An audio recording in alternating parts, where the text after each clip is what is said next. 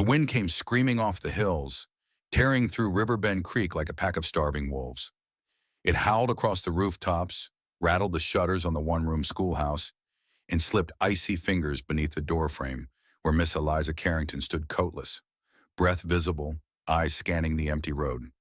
The children had all gone home an hour before, stomping through the snow in groups of 2 and 3, wool scarves wrapped tight and mittens trailing behind. Eliza had stayed behind to clean the chalkboard, though truthfully it was just to avoid walking back to her cabin. That small house held only silence now, and memories she couldn't bear to face before the sun had set. 6 months a widow, 3 months unpaid, and one blizzard away from being forgotten. Eliza pulled her shawl tighter and stepped outside. Her boots sank into snow nearly to her knees. The wind bit at her cheeks, her lips chapped and raw. Every step toward the edge of town felt heavier than the last.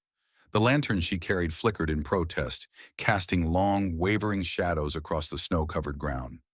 "Stubborn as your husband was, maybe more," old Mrs. Carter had said when she refused charity from the churchwomen last week. Eliza didn't care. She'd buried her pride when she buried Thomas. All that was left now was the promise she'd made, to keep the school running, to teach the children of Riverbend even if the world froze solid. And tonight, it nearly had. By the time she reached her cabin, her hands were numb, and the key slipped twice before the lock clicked. Inside, the air was no warmer. The fireplace stood cold and dark, the last of her firewood used up the night before. She lit the single lamp by the window and dropped her satchel by the door. Thomas's coat still hung there, untouched, a monument to a man who had gone off into the storm one day to find help and never returned. Eliza sank into the rocking chair, unwrapped her scarf, and stared at the empty hearth. It wasn't hunger that twisted her belly. It was the silence. Then came the knock.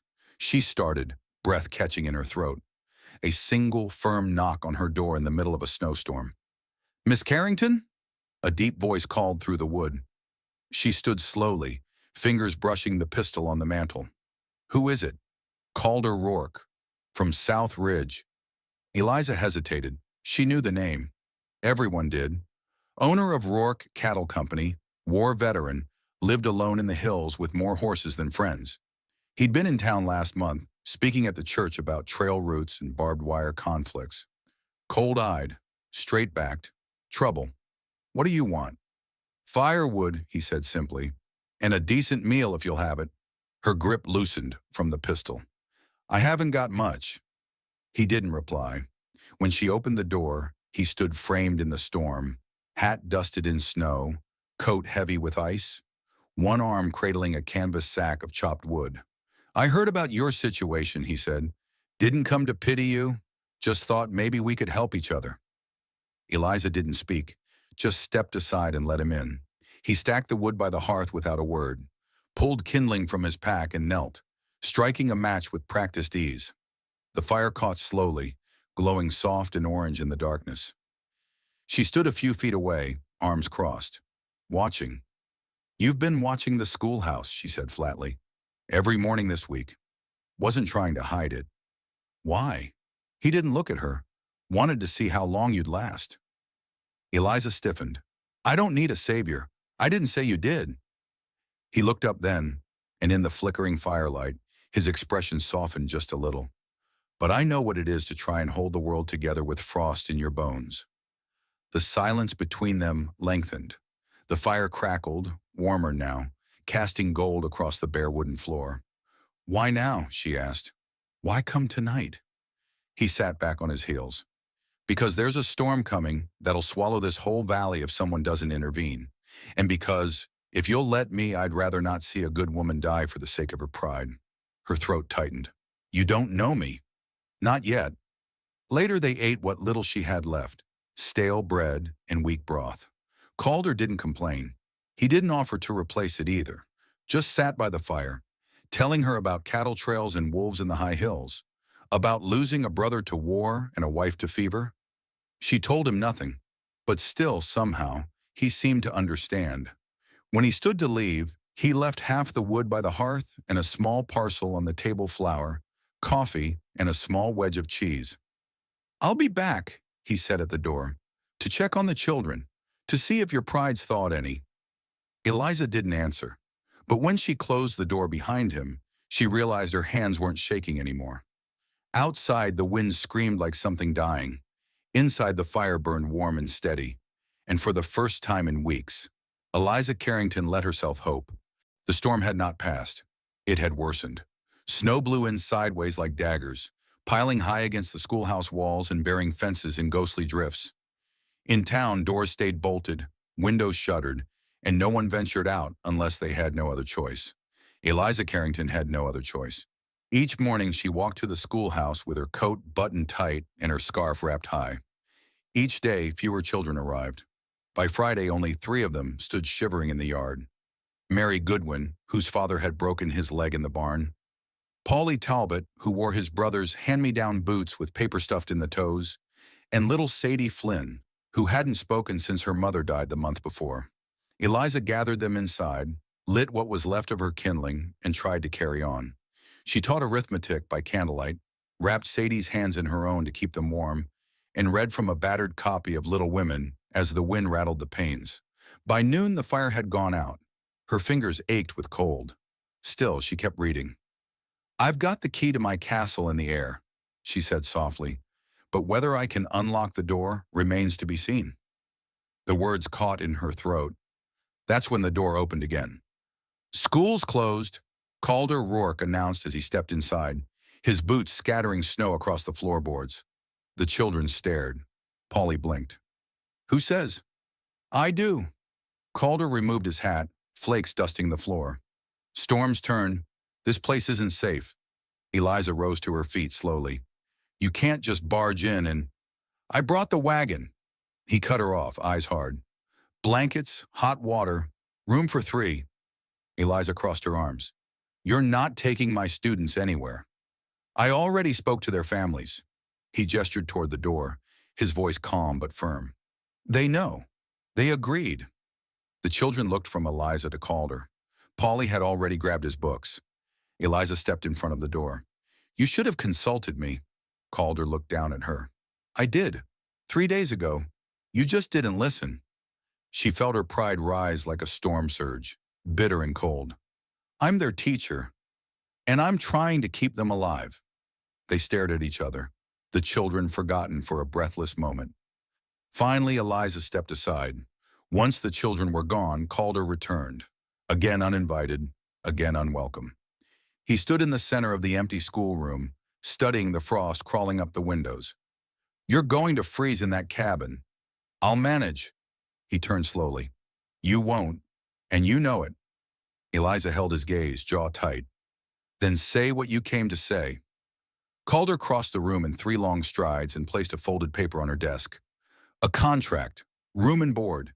You teach the ranch hands children until spring." She blinked. "What?" "I've got a dozen kids scattered across 3 counties. Smart ones.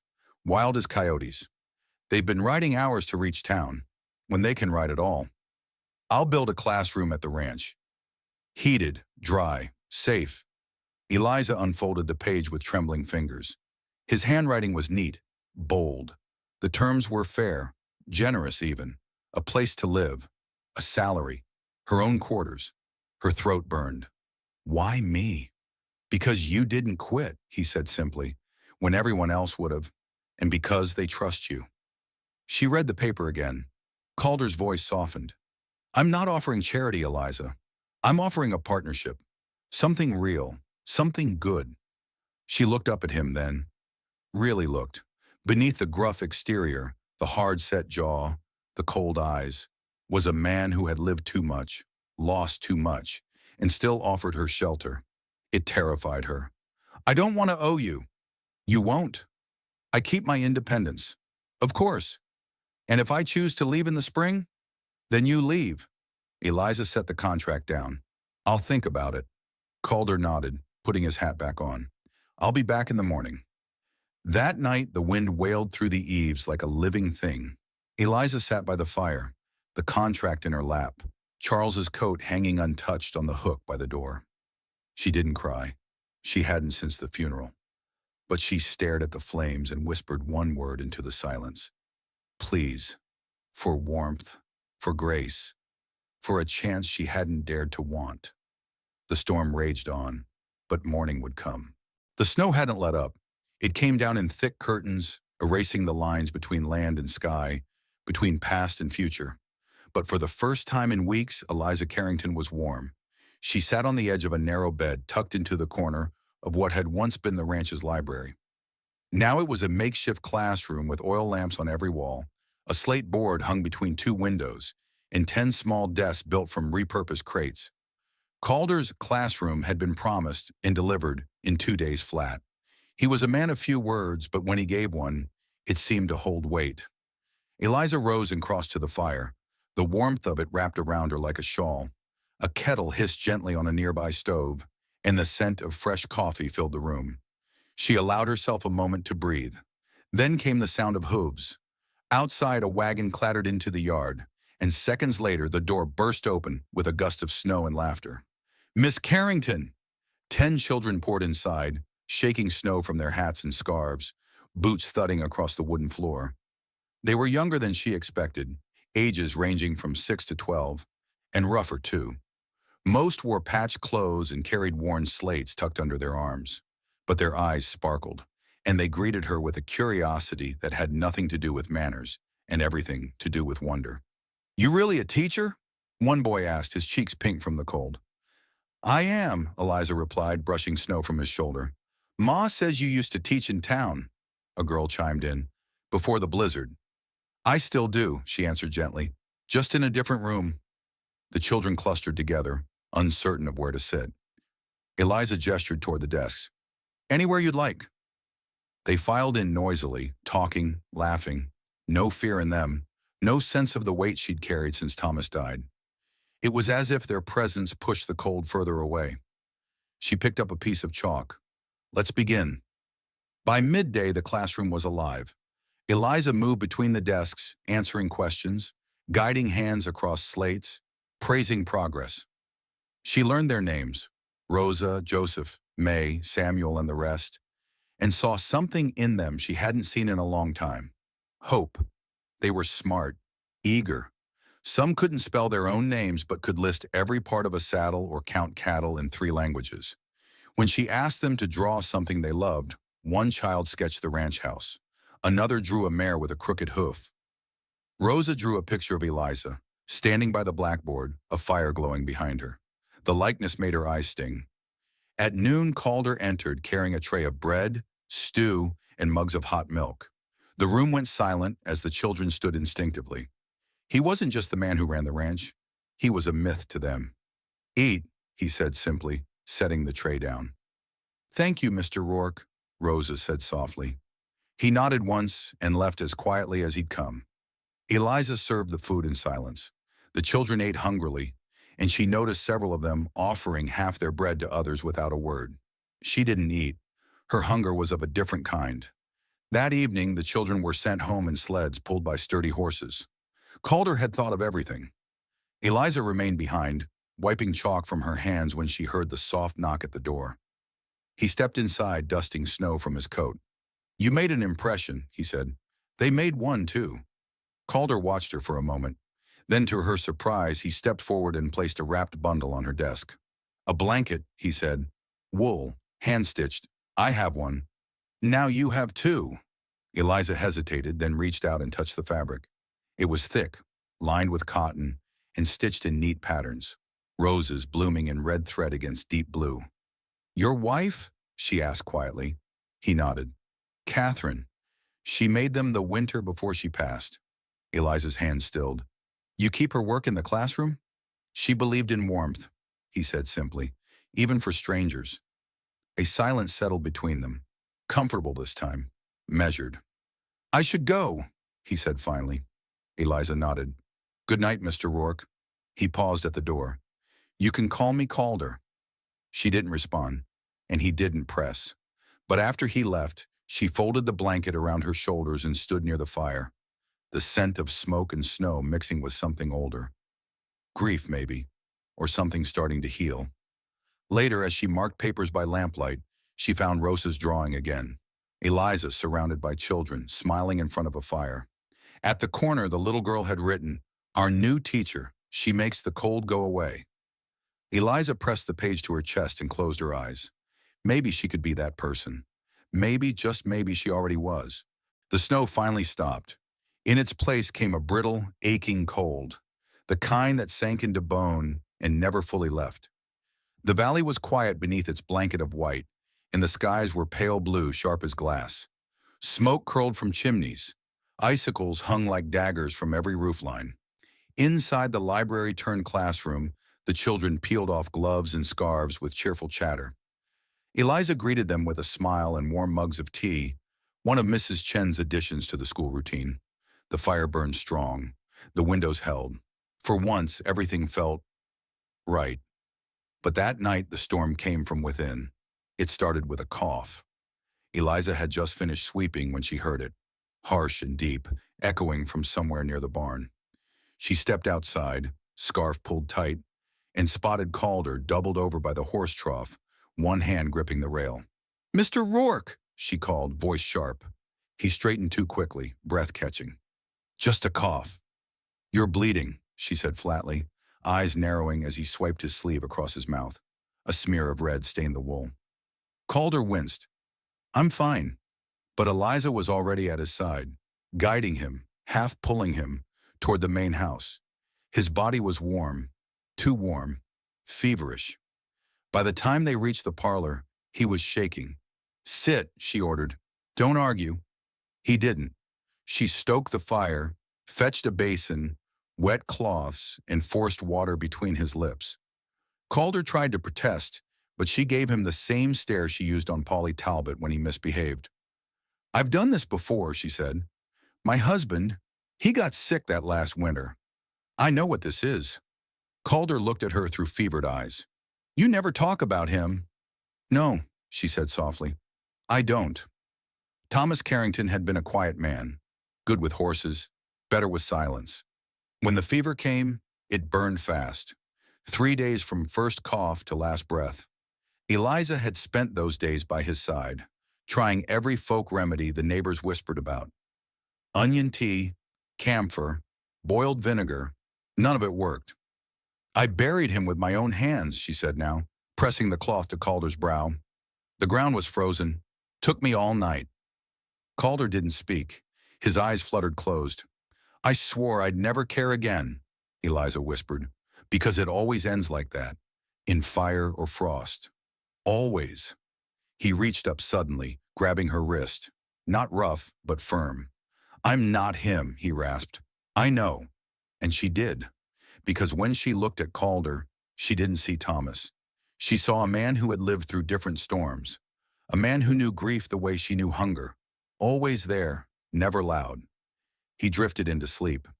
Eliza sat beside him, feeding logs into the fire, wiping sweat from his face, whispering nonsense just to keep him tethered to the world. She stayed all night. At dawn, the fever broke. Calder opened his eyes, clearer now, and found her slumped in the chair beside him, head resting on her arms. "Eliza." She stirred, blinking. "You're awake." "I'm sorry," he said hoarsely. "For what?" "For making you remember." She shook her head. "Some memories don't go away, but you don't have to carry mine. You've got enough of your own." A silence passed between them. Then Calder said quietly, "Catherine died 5 winters ago. Fever, too. She was strong, stubborn. She kept teaching at the mission school until she collapsed in the snow."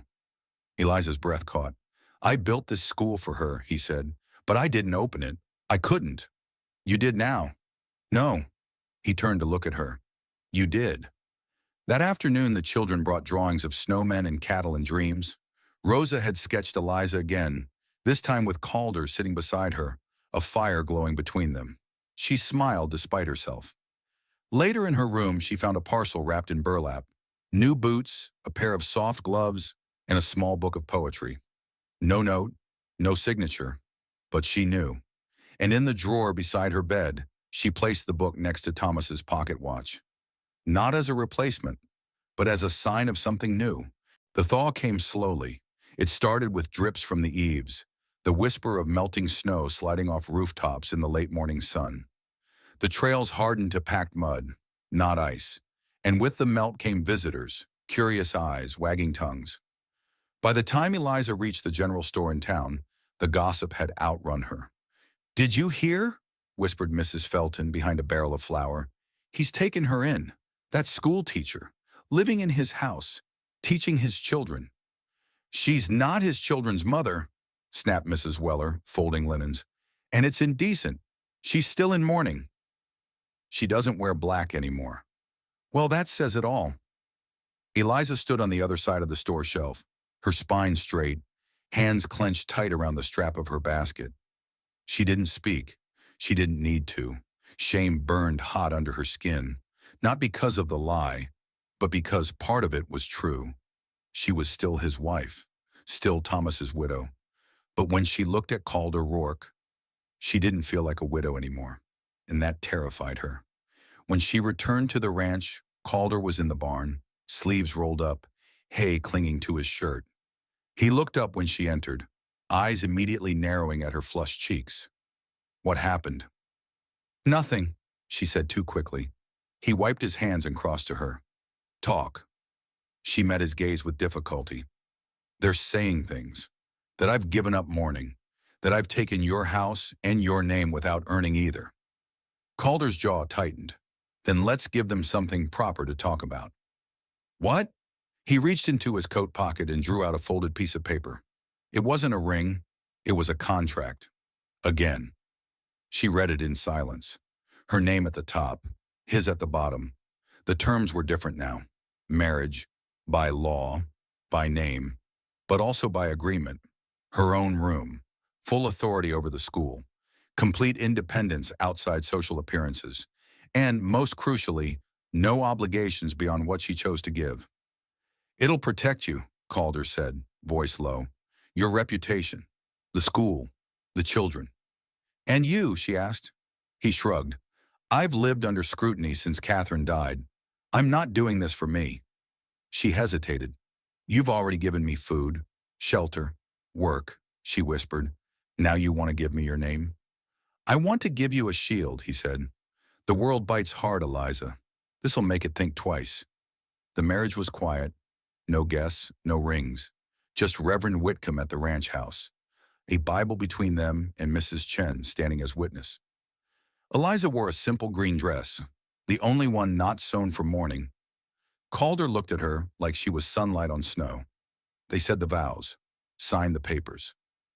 He didn't touch her hand until the Reverend said, "You may kiss your bride." Even then, he only brushed her cheek, but Eliza's heart ached with the weight of it. That night, she sat in her own room, fire crackling, the marriage certificate tucked into her drawer beside the book of poetry and Thomas's watch. Outside, snow fell again, soft and slow, a knock at her door. "Come in," she said. Calder stepped inside, hesitating. "I brought you something." He held out a small pot, dirt and roots barely blooming, a rose bush. She blinked. "It's not spring." "No," he said, "but I thought maybe you were ready for something to grow." She took it, hands trembling. "I don't love you," she said suddenly. "I know. I don't know if I can. I'll wait, even if it never comes." He smiled just barely. "Even then." Eliza looked down at the rose, one small bud pushing through cold soil. And for the first time since Thomas's death, she wanted something more.